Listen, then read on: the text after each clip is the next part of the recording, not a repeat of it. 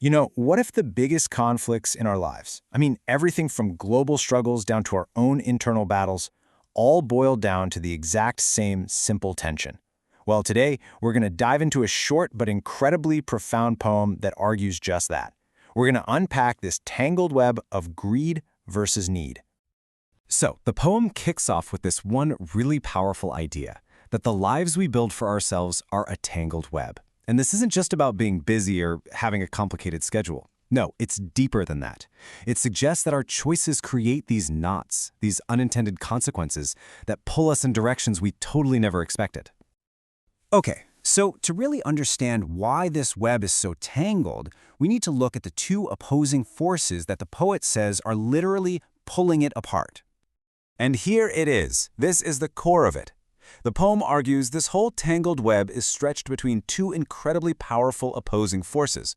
On one side, you have the endless chase for gain, and on the other, the desperate struggle to meet a fundamental need. This is it. This is the central tension that, according to the poet, really defines the human experience. Let's really break that contrast down for a second. On one hand, you've got gain, this abstract, potentially endless pursuit of, well, more. It's a want, right? It's not a necessity. But on the other hand, you have need, and it's something so primal, so specific, feeding a child. One is just a concept. The other is literally survival itself. The poem just lays this conflict out so beautifully. It puts the chase for material gain right up against the biological imperative to feed their suckling in need. It's just such a stark and powerful dilemma, isn't it? The limitless desire for more versus the most fundamental responsibility we could possibly have. So, when you have these two forces, limitless gain and fundamental need, pulling in completely opposite directions, what happens? What's the result? Well, the poem argues it's inevitable, a struggle over the very resources required for survival. And think about that for a minute. With all these grand ambitions for gain on one side and this desperate need on the other, you'd expect the conflict to be over something huge, right? But the poem boils it all down to something shockingly, almost laughably small.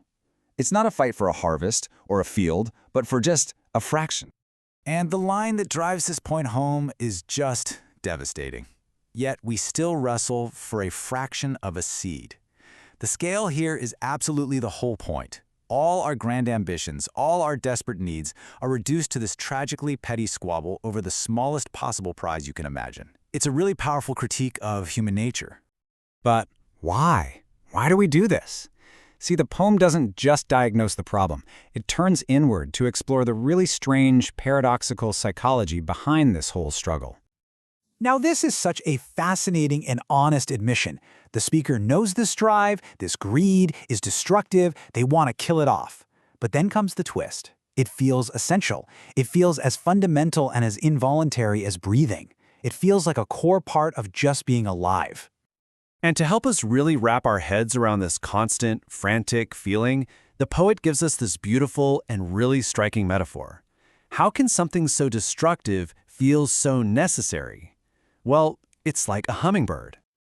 Think about it. A hummingbird's heart beats over 1,000 times a minute. It is in a state of constant, desperate motion, always seeking the next flower, the next drop of nectar, just to keep going. It isn't seeking for pleasure, it's seeking to survive. The poem suggests our own greed can feel exactly like that, a relentless, exhausting, but somehow necessary state of being. So what the poem is describing here isn't just wanting more stuff. It's defining greed as this relentless internal engine, a drive that prosecutes us, that pushes us forward in a cycle that feels as vital and as uncontrollable as our own heartbeat. But the poem doesn't just leave us stuck in the state of desperate struggle. After diagnosing the problem so clearly, it actually offers a potential way out, a path to untangle the web. And the solution isn't passive at all. It's presented as a conscious two-step choice. First, there's the active step. Our greed has to recede. We have to consciously make it smaller, push it back. And only then, in the space that we've created, can the second step happen. Unselfishness can proceed or come forward and take its place. It's a deliberate reordering of our priorities. So let's just quickly trace the path this poem has taken us on. It started with this idea of life as a tangled web, torn between abstract gain and primal need. We saw how this conflict leads to strife over the smallest of things, and it's driven by a greed that feels as necessary as a hummingbird's frantic search for food. And the poem's final resolution? A conscious choice, to let that greed recede and make space for unselfishness to come forward. And that leaves us with the poem's final provocative challenge. If this destructive drive really feels as fundamental as breathing, what does it actually take, day to day, in our own lives, to choose to take a different breath and follow a different path? That's definitely a question worth pondering. Thanks for diving into this with me.